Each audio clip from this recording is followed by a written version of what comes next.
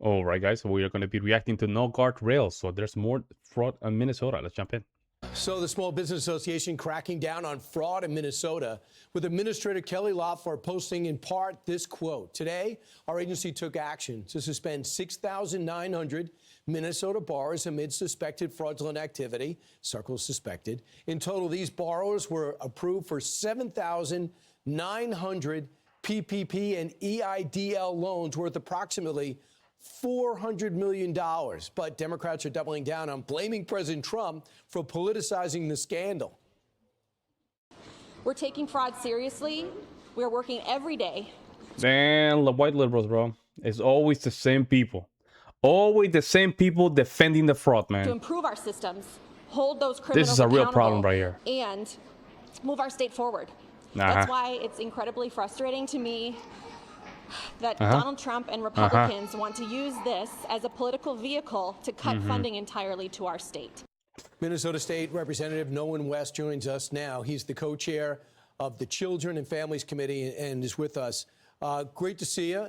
Your thoughts about blaming Trump for something he had nothing to do with, nor did he have the job when most of this fraud was taking place.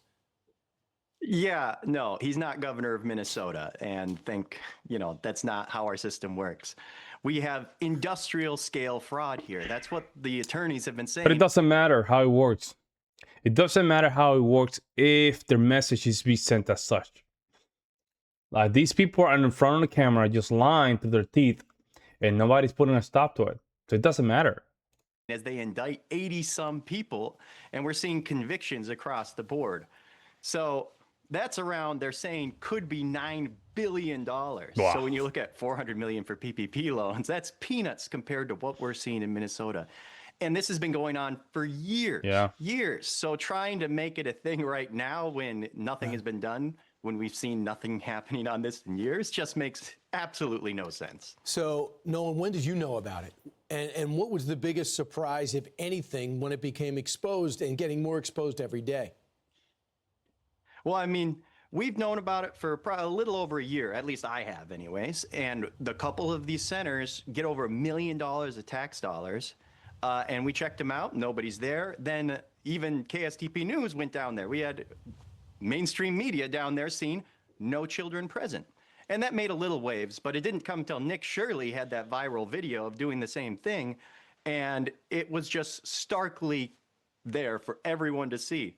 And if you're claiming, 40-some kids, I think it is, they're claiming and getting reimbursed by the taxpayer for, you go up at 11 a.m. or 1 p.m., and there's no children, that's insane. And then eventually they invited the mainstream media, the Star Tribune, that's our big liberal paper. They go in there, and there's like 4 kids. And they're like, look, we're a legitimate business. Well, okay, we can't, allegedly they are fraudsters, but if there's only 4 kids you're watching right now, but you're getting reimbursed over $1 million a year in CCAP, there's still something up going on there. So Tim Walz put this on, and he's running for election, put this up yesterday. This is Trump's long game. We spent years cracking down on fraudsters. It's a serious issue, but this has been his plan all along. He's politicizing the issue to defund programs that help Minnesotans. Really? Trump needs to put these people in prison. Trump's administration need to stop playing games and stop just tweeting and start putting people in prison. You know why they're putting a lot of Somalians, guys, in Minnesota? Because of this. This right here.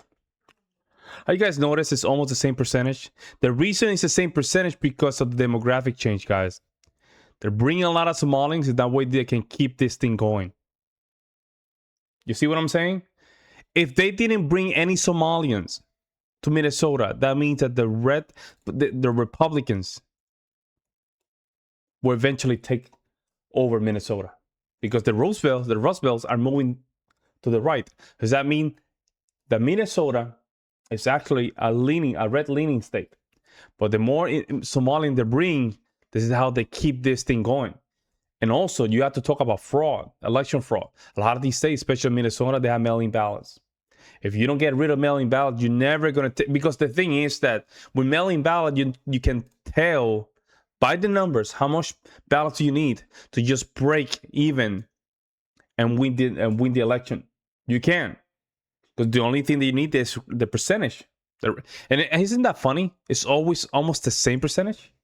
It's not moving left or right. It's just the same percentage. Look at that. Same percentage. Look at this. 2016. Look at this. This is where they figure out, okay, we're losing the state. See right here, 2016. This is where they figure out we need more Somalians. 2020, of course, COVID happened. You know what happened there? And in 2024, they already mastered the mail-in ballot games. Trump was never, any Republicans that think right now they can win an election in Minnesota is crazy. Unless you get rid of mail-in ballots and remigrate a lot of these people, you're not winning that state. You're not winning it. The fraud in that state is insane. So he says, well, you know what? We have had 70 plus convictions, 82 indictments. What do you say to that? Every single one of those is from the federal government. At the state level, they have sat on their hands and haven't gone after these fraudsters at all.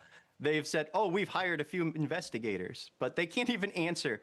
Like, we asked them, how do you go after fraud? How do you detect fraud when you do your license visits? And they still haven't answered that question that was asked days ago. So I have a feeling it's not enough. They should know better, but we have to get to the bottom of this, because $9 billion, we could help a whole lot more people if we didn't have so much fraud in the system. But we're too busy helping Somalia and perhaps the Somali terror group Al-Shabaab. So now, into effect in Minnesota with the new year, you now have paid leave program, and it includes up to 12 weeks care for newborn or sick family members, 12 weeks for serious illness, capped at 20 weeks per year, and separate from existing parental leave that can run concurrently. So things are going to get even more lenient in Minnesota legally, let alone if you want to abuse the system. You guys ready to pay for this? Oh, we've been warning them about how bad this rollout's going to be. And one thing that people don't know, you can designate one person annually as the person you care for. So I can designate my uncle living in Florida, go on vacation. That's crazy, and it's man. up to your employer to investigate whether you're really caring for that person or not. Like, that's just... There's no guardrails. This is a joke. It's going to be ridden with This is a fraud, joke, just like man. we see in our other systems. The honor system is not the best way to distribute all this money. We got to look into Maine, Washington State, as well as California, and hopefully that's on the agenda. But you have your hands full over in Minnesota. State House Rep Nolan West, thanks so much. I'm Steve Ducey. I'm Brian. This is crazy, man. I mean, at this point, we need to put people in prison. And, man, politicians need to go to prison, guys. We cannot keep playing these games. And listen, I'm very conservative. I'm a very right-leaning person, right? However, if you see Republicans committing the same type of crime, you need to put it right in prison. You should stop playing these games.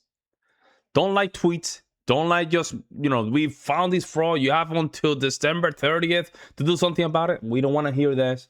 We want to see accountability. The only way this thing is going to work if accountability is right there in the ballot, guys. Otherwise, we're just wasting time. Let me know what you guys think. I'll see you in the next one.